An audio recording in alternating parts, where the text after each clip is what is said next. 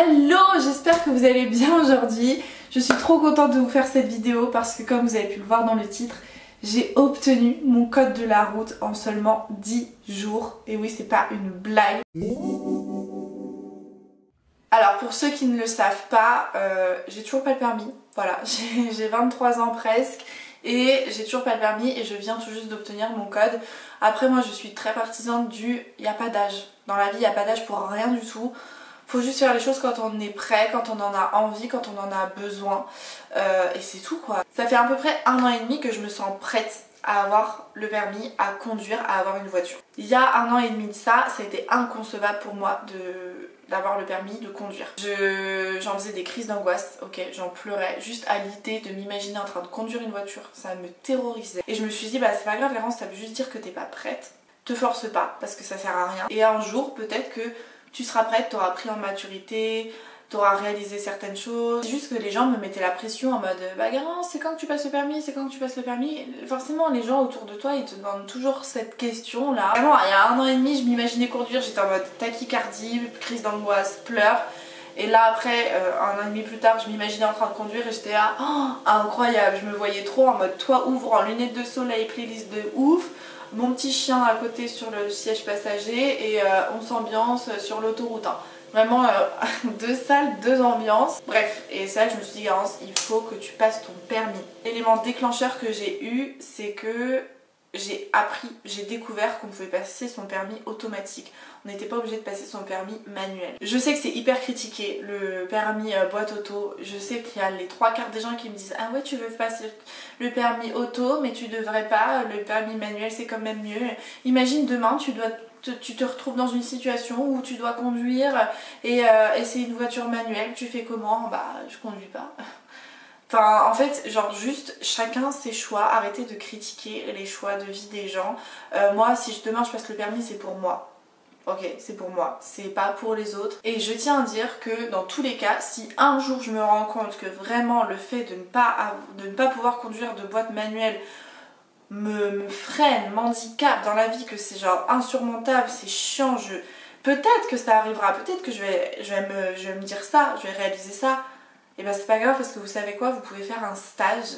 Ce petit stage vous donnera ensuite la validation sur votre permis pour conduire une boîte auto mais aussi une boîte manuelle quoi. Je me suis inscrite au code, pourquoi? Parce que une rupture est passée par là et que pour moi toute rupture est égale à un nouveau projet à mettre en place sur lequel se concentrer pour se changer les idées.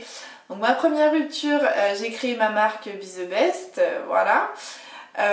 Et ma seconde rupture du coup je me suis inscrite au code de la route. Écoutez, il va falloir me quitter plus souvent parce que ça me fait faire des choses positives. Puis à côté je faisais toutes les démarches administratives parce que du coup j'étais en candidat libre. Je me suis inscrite sur Ornicar, voilà, à 4,99€ le code. J'ai fait les démarches, j'ai rempli mon dossier, j'ai envoyé les documents par la poste, ma photo, machin truc, j'ai tout envoyé. Sur le site, il disait que ça mettait 3 semaines pour être traité. Le dossier mettait 3 semaines pour être traité. J'ai attendu 3 semaines. Je n'avais aucune nouvelle. Moi, dans ma tête, je voulais passer mon code en 1 mois. Au bout de 10 jours de code, j'ai abandonné le code parce que je n'avais pas de réponse de l'ANTS sur mon dossier et ça m'a saoulée. J'ai pas été plus patiente que ça. Je me suis dit, bah, je vais attendre et quand j'aurai une réponse de l'ANTS, je reprendrai le code.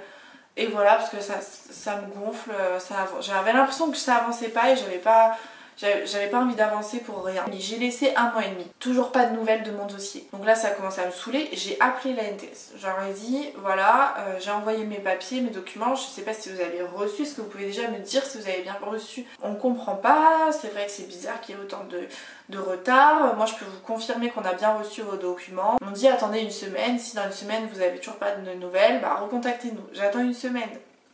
Toujours rien, je rappelle, ah bah c'est trop bizarre, on va faire remonter votre dossier. J'ai dit oui, enfin, vous allez peut-être pas me dire ça toutes les semaines parce qu'on va jamais s'en sortir. Moi j'aimerais bien quand même que mon dossier soit véritablement traité quoi. Petit coup de pression qui a fonctionné puisque j'ai reçu un mail 1 semaine plus tard comme quoi mon dossier a été traité mais qu'il manque des documents. Donc je suis en mode ok, vas-y Garance, c'est pas grave, reste calme et tout. Je vais voir, je me connecte à mon compte etc, je regarde et il me demande justement le document de la JDC donc la journée de la citoyenneté. Mi-septembre, j'ai envoyé mon dossier complété et mi-octobre, pas pressé hein, mais mi-octobre, j'ai reçu un mail comme quoi c'était bon, mon dossier était validé, mon dossier était traité et que j'avais donc désormais mon code NEF. Parce que pour passer l'examen du code, il te faut ton code NEF. Sans code NEF, tu ne peux pas passer le code. Très honnêtement, la fin de l'année, ça a été une période très difficile. Je me sentais tellement débordée dans ma vie que entamer un nouveau projet, le code, pour moi, c'était insurmontable. Je me sentais... J'avais pas le moral, franchement, je vous le dis, hein, de toute façon, je pense que vous l'avez vu, j'ai été absente sur les réseaux, j'étais très peu active, etc. Sont arrivées les vacances de Noël. Donc déjà j'avais plus de babysitting, à partir du 17 décembre je n'avais plus de babysitting, c'est bon, j'avais un peu plus de temps du coup devant moi. Je commençais à être super frustrée parce que on arrivait fin de l'année et c'était un de mes projets en fait de 2022. Je m'étais dit Garance, en 2022 t'as le permis.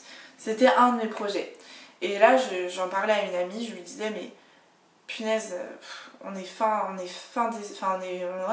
décembre. Et j'ai pas réussi, j'ai échoué, j'ai pas le permis, j'ai pas le code. Le code, je me suis inscrite et tu vois, je me suis même pas déterre à le passer. Et je lui en ai parlé et elle m'a dit, écoute Garance, tu vas prendre une date pour le code. Tu vas te prendre une date là, le 31 décembre. Ok, ça va te laisser que 10 jours pour travailler. Mais c'est pas grave, tu te prends une date et tu t'y mets à fond. J'ai posé ma date, alors dans l'idéal je voulais le 31 décembre mais il n'y avait pas. Donc j'ai posé ma date le 30 décembre. Il y avait un créneau de dispo 30 décembre à 15h15 exactement. En plus c'était pas très loin de chez moi, le centre d'examen La Poste. Donc en candidat libre. Donc je rentre mon numéro NEF et tout que du coup j'avais reçu, tout ça. Bref, tout se passe nickel, je me dis trop bien. Juste ça. Petit point important, mais juste ça, j'étais extrêmement fière de moi d'avoir tout géré, toute la partie administrative, c'est moi qui l'avais géré de A à Z. Je vous jure que moi je suis tellement nulle en administratif que j'étais vraiment fière de moi d'avoir géré tout ça. Je faisais 17 fautes, voilà. Je crois pas que je faisais plus de 17 fautes quand même, mais voilà, 17 fautes, 15 fautes, 14 fautes, 13 fautes. J'étais là-dedans pendant les premiers jours quoi. Après, du 23 au 26 décembre, je faisais 11 fautes. Je stagnais autour des 10-11 fautes. 26 au 28, 29, je stagnais autour des 5 fautes. La veille, ouais, c'était la veille en fait de passer le code. J'ai refait des séries forcément et je faisais du 9 fautes. 9 fautes, 7 fautes. Je commençais à regarder des vidéos.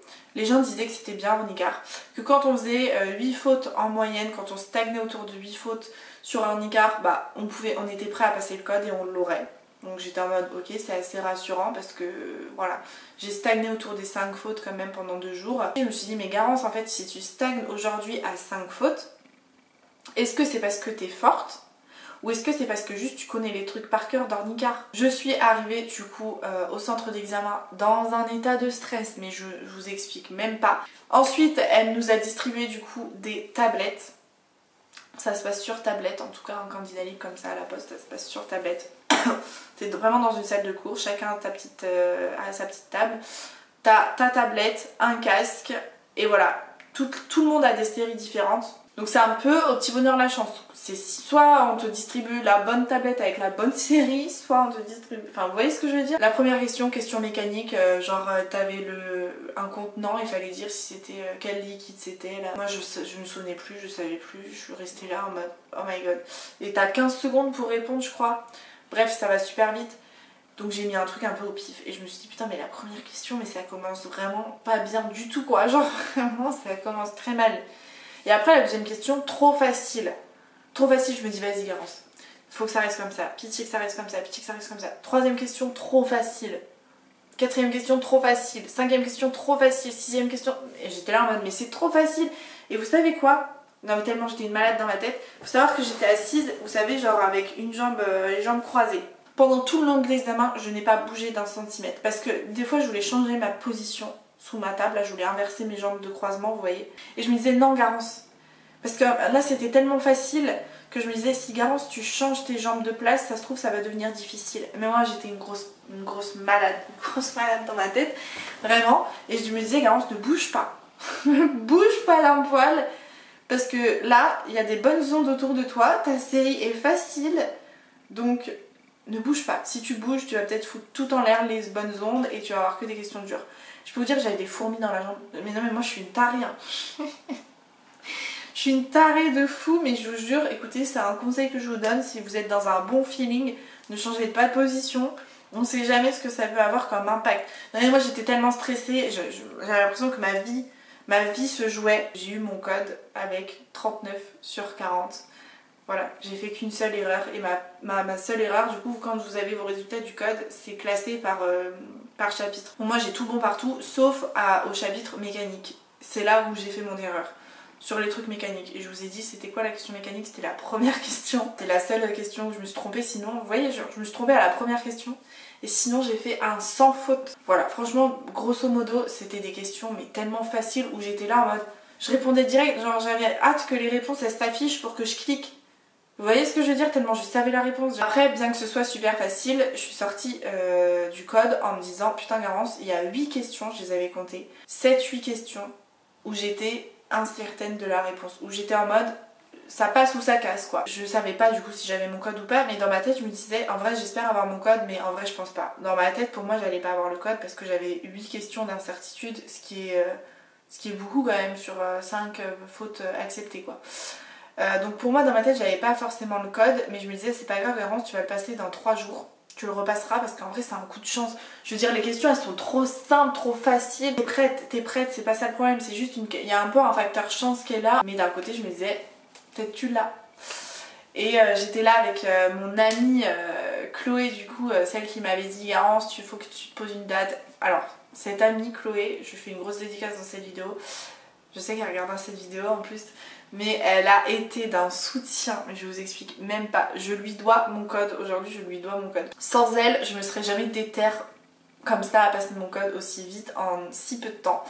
Je me serais jamais déterre et pendant ces 10 jours où j'ai révisé mon code, elle a été là pour me supporter. C'est-à-dire que tous les jours je faisais des débriefs en mode alors là j'ai fait tant de fautes, là j'ai fait tant de fautes, parce que si, parce que ça devait être chiant. Faut savoir que c'était la seule personne qui était au courant que je passais mon code du coup le 30 décembre. Je l'avais dit à personne, parce que c'est aussi Chloé qui m'avait conseillé de ne pas le dire aux gens parce que ça portait malheur, voilà, cette fameuse cette tradition. Que même Jade, ma meilleure amie, n'était pas au courant, personne n'était au courant. C'est pour ça que j'ai été absente des réseaux pendant le mois de décembre. J'ai eu les résultats après une demi-heure, donc qui vous dit qu'il faut attendre 1 heure, mais en vrai de vrai, une demi-heure après, moi j'ai eu mes résultats. J'étais dans la rue à ce moment là parce que du coup après je devais aller prendre le goûter chez ma mère. Vraiment quand j'ai vu que j'avais mon code, j'étais tellement contente, il pleuvait. Je sautais partout, j'avais Chloé en snap et tout, parce que du coup elle attendait aussi les résultats, elle était trop stressée, mais elle a vécu le truc avec moi, je vous jure, elle a vécu le truc avec moi, mais ayez une amie comme Chloé, parce que dans ces moments-là, je vous jure, mais il n'y avait pas meilleure personne qu'elle, mais sincèrement, il n'y avait pas meilleure personne qu'elle pour m'accompagner là-dedans. Je vous jure, j'envoie des snaps à Chloé en mode bref, en folie totale. J'ai eu mon code, je sautais dans la rue. Et là, Chloé me répond, mais punaise, j'ai tellement le seum de pas avoir enregistré ces vidéos parce que une réaction comme ça, je m'en souviendrai toute ma vie. Elle était tellement contente pour moi. J'avais l'impression qu'elle venait d'avoir le code aussi, quoi. Pendant plusieurs jours, des fois, je me disais, putain, Garance, t'as eu le code. Genre, putain, t'as le code, c'est-à-dire que maintenant, tu peux commencer la conduite. Morale de l'histoire. Ornicar 4,99, c'est suffisant pour obtenir ton code de la route. Ce n'est pas du tout un placement de produit, ce n'est pas un partenariat, j'ai payé. Je vous recommande à fond Ornicar, c'est super ludique, vous avez sur ordi et sur téléphone, vous avez l'application qui est super bien faite. Comment ça se présente Ornicar? Je vous mettrai un petit screen, des leçons, donc des chapitres avec vraiment tout qui est thématisé, etc. Donc vous pouvez très bien lire les fiches, c'est quand même des grandes fiches de révision, tout vous est expliqué, c'est vraiment des leçons. Et à la fin de chaque leçon, vous avez un petit résumé des choses à retenir, voilà. Donc voilà, et sinon vous avez des séries par thème, des séries avec correction en mode examen, ou des séries examen blanc, du coup sans correction, vous avez juste la correction à la fin, avec le temps imparti, etc. C'est aussi riche en termes de contenu, en termes de fiabilité que le vrai code, en auto-école, pardon. En fait, moi j'ai vraiment vu une amélioration à partir du moment où j'ai fait des séries en examen blanc. Donc je faisais tout d'une traite. Et après, je regardais là où j'avais fait des erreurs. C'est vraiment là où j'ai vraiment eu le sentiment d'apprendre parce que du coup j'avais toutes mes erreurs qui étaient toutes à la suite les unes des autres. Tout ce que où j'avais échoué c'était là, et donc quand j'arrivais à ce moment là j'étais vraiment dans un mindset en mode ok Garance, apprendre tes erreurs, c'est là où tu t'es trompée. Ça m'a vraiment aidé, et surtout de refaire la série après et de voir après 0 faute sur 40, c'est satisfaisant de fou, t'as l'impression que t'as vraiment avancé. Quand 3 jours après tu refais la série et tu vois que t'as toujours pas fait de faute, t'es trop contente. Quand tu refais une nouvelle série et que t'as souvent des anciennes questions où t'avais fait des erreurs et t'es en mode ah mais ça je sais. Et bref, et c'est ça qui t'aide vraiment à avancer. Donc vraiment les séries examen blanc, moi c'est ce que je vous recommande, c'est ce qui m'a vraiment aidé. Je vais passer mon permis avec Ornicar aussi du coup parce que ça s'est très bien passé moi pour le code, donc j'ai envie de continuer sur ma lancée. Ce qui est trop bien avec Ornicar du coup c'est que tu peux passer ton permis en 2 mois alors qu'en auto-école ils te disent qu'il y a 6 mois d'attente. Plus de choix dans les créneaux etc, dans la disponibilité. Voilà, t'as pas besoin de faire genre juste 2 heures par semaine parce qu'il n'y a pas de dispo, non. Là, si je veux faire 10 heures dans la semaine, je fais 10 heures dans la semaine. C'est moins cher qu'en auto-école en plus. Et tu peux utiliser ton solde de CPF pour financer ton permis de conduire. Le code, en vrai, l'examen du code est tellement plus simple que les séries que tu fais sur Ornicar. Genre vraiment les 3/4 des questions, mais t'es sûr et certain d'avoir la bonne réponse. C'est vraiment genre je m'attache ou pas quoi. Et au pire, tu le loupes.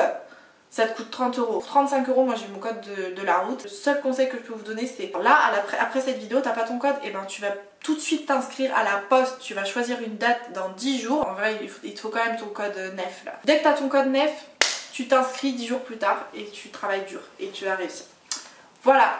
Sur ce, je vous fais plein de gros bisous. Merci d'avoir regardé cette vidéo et je vous dis à très vite pour la prochaine vidéo parce que là, on va vraiment se retrouver dans le noir total. Donc il est temps que cette vidéo s'arrête. Bye!